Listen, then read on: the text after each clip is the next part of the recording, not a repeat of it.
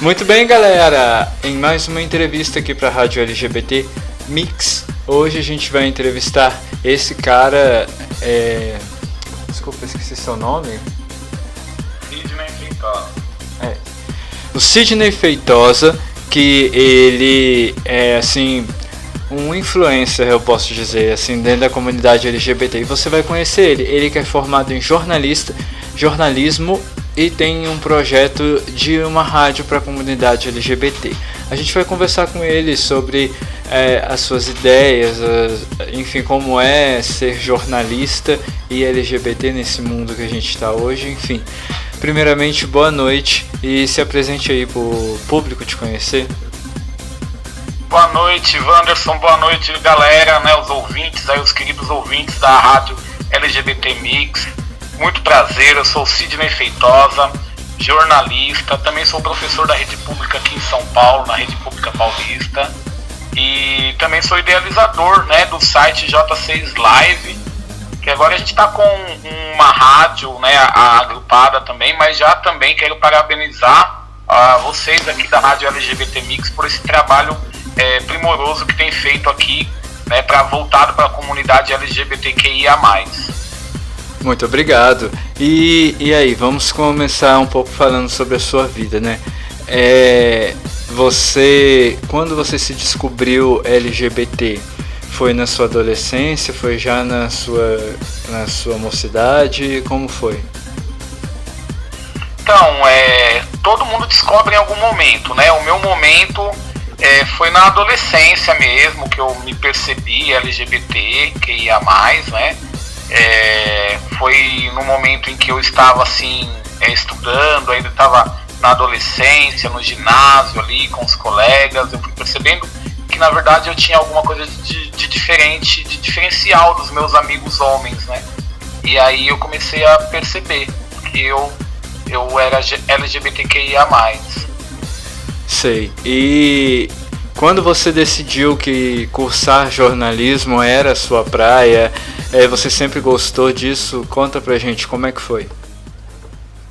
Então, o processo de eu perceber que eu gostava de jornalismo ainda foi na época da escola, né? Os professores passavam trabalhos escolares e eu simplesmente pegava uma câmera que a minha irmã tinha, porque minha irmã também gostava do mundo artístico, ela era modelo, né? Então, e ela tinha uma câmera para tirar fotos e tudo mais. E eu pedia para os professores, eu posso fazer um trabalho diferente? Eu posso gravar? Eu posso filmar?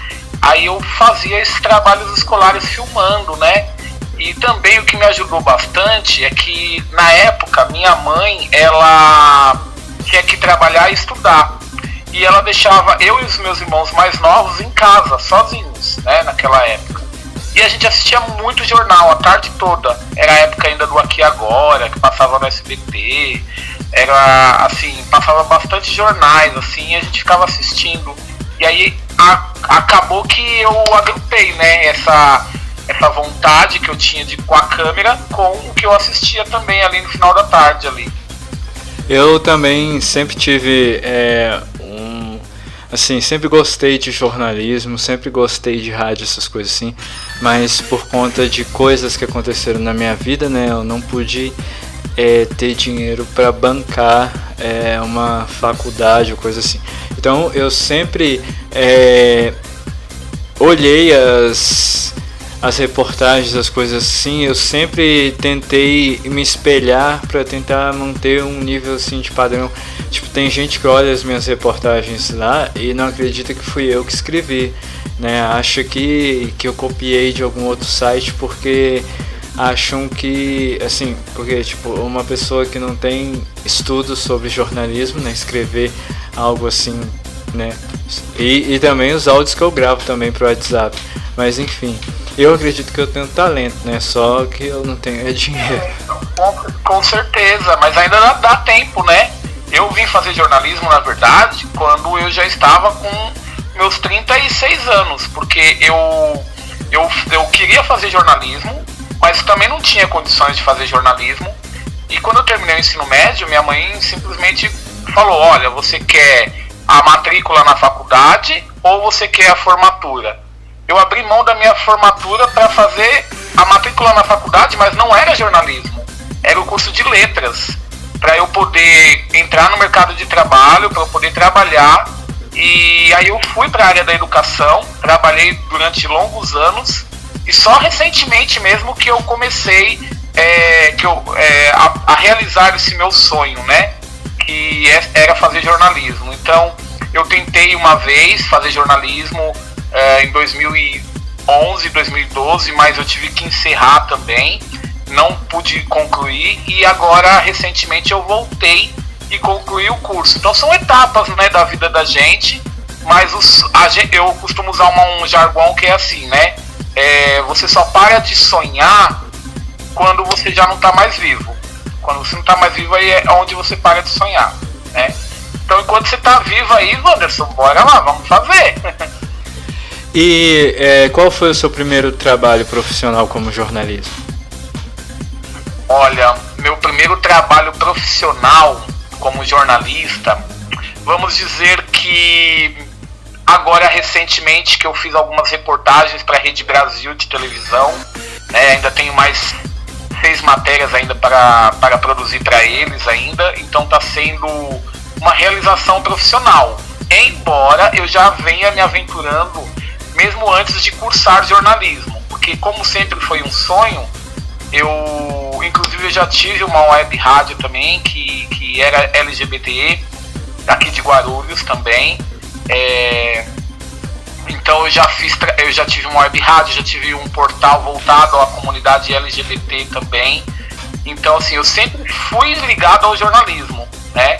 Mas profissionalmente mesmo agora, recente, para a Rede Brasil de televisão que eu tenho feito as minhas reportagens. Sei, a Rede Brasil ela tem uns conteúdos para a comunidade LGBT, a Rede Brasil de Comunicação, a EBC, né? Eu fiz o cadastro da rádio na Rede Nacional de Rádios que eles mandam pra gente, e aí eu fico caçando lá os conteúdos para a comunidade LGBT, e muita gente não sabe, mas ela tem bastante conteúdo, viu? Pouca gente sabe. Mas deixa eu até fazer uma observação, Wanderson, é que existe a EBC, né, que é a Empresa Brasileira de Comunicação, que também controla a TV Brasil, né, e no caso a que eu estou fazendo as matérias, ela é a Rede Brasil, que ainda está pleiteando uma concessão nacional ainda.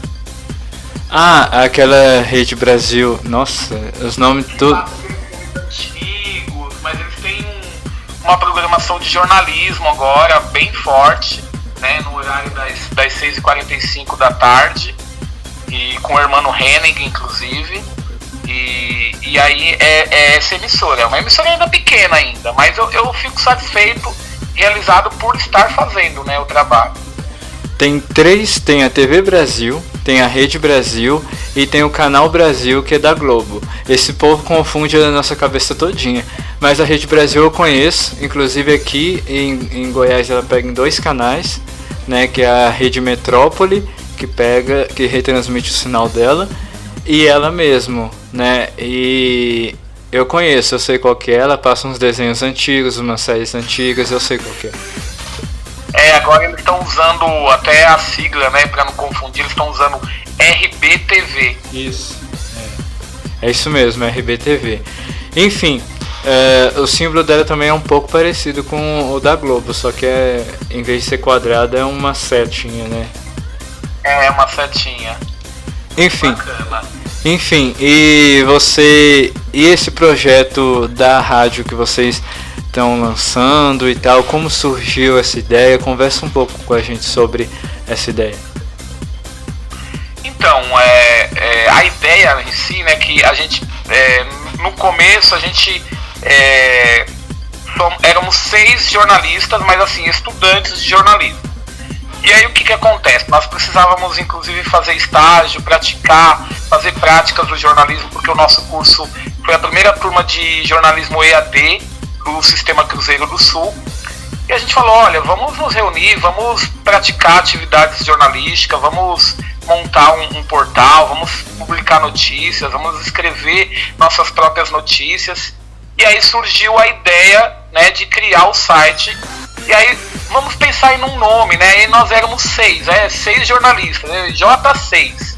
Só que foi no meio da pandemia, foi uma coisa louca, assim, sabe? No meio da pandemia, tava muito difícil, inclusive, da gente conseguir estágio. E aí a gente começou a fazer lives, várias lives com assuntos do momento ali que acontecia no Brasil e no mundo, né? Voltado tanto ao coronavírus, à economia, entre outros assuntos aí que eram abordados. E a gente começou a fazer live, aí ficou J6 Live. E aí só cresceu, né? De lá pra cá, só cresceu.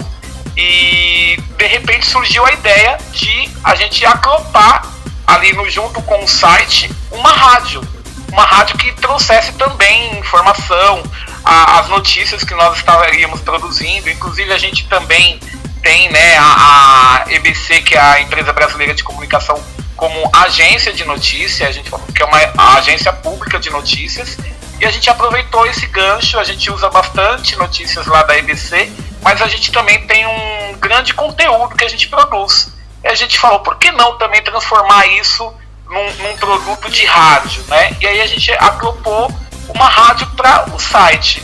Basicamente ele é uma versão do site para trazer notícias do dia a dia.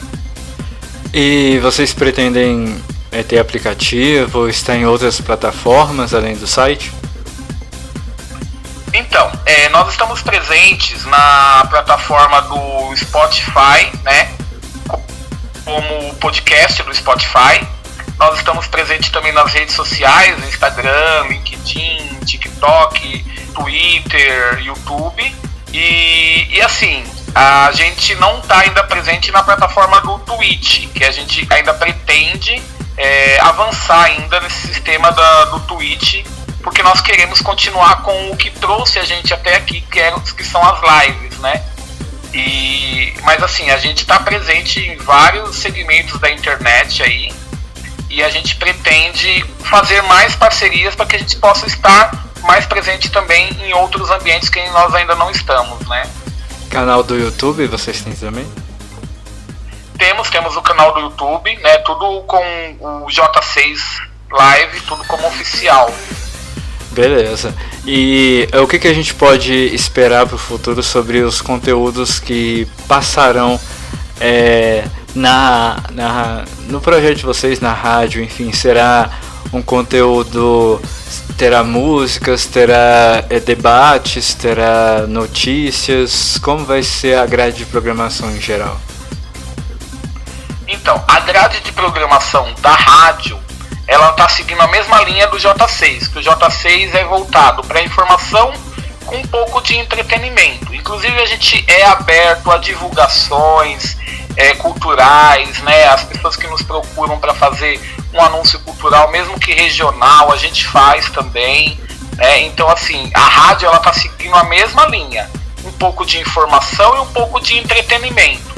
Então, atualmente, hoje, a gente está com algumas parcerias, inclusive trazendo conteúdos de utilidades públicas, com conteúdos voltados ao direito, à saúde mental, à literatura. Hoje mesmo a gente publicou, né, nós temos uma coluna lá que chama Momento Literário com Darlan Zurk. E toda semana ele traz uma dica de literatura bem legal para o pessoal. Então tem funcionado bastante, sabe, essas pequenas parcerias, e a gente converge, tanto que vai para o site, também vai para a rádio e vai para as redes sociais. Então a rádio é como se fosse um espelho, mas de uma nova linguagem para aquele mesmo conteúdo. Entendi, é muito legal ter mais LGBTs mostrando conteúdo, né, mostrando coisas para a comunidade LGBT. Isso é interessante porque a comunidade LGBT no Brasil há muito tempo ficou sem conteúdo, sem o que ter para assistir, para ouvir, né? E saber que tem pessoas dispostas a criar conteúdos cada vez mais para a comunidade LGBT, isso é interessante. E para finalizar, assim, as músicas que vão tocar, elas vão ser mais focadas assim, mais pro público LGBT, vai ter todas as músicas em geral, seja da comunidade ou não, vai ser mais focado pro eletro, como é que vai ser?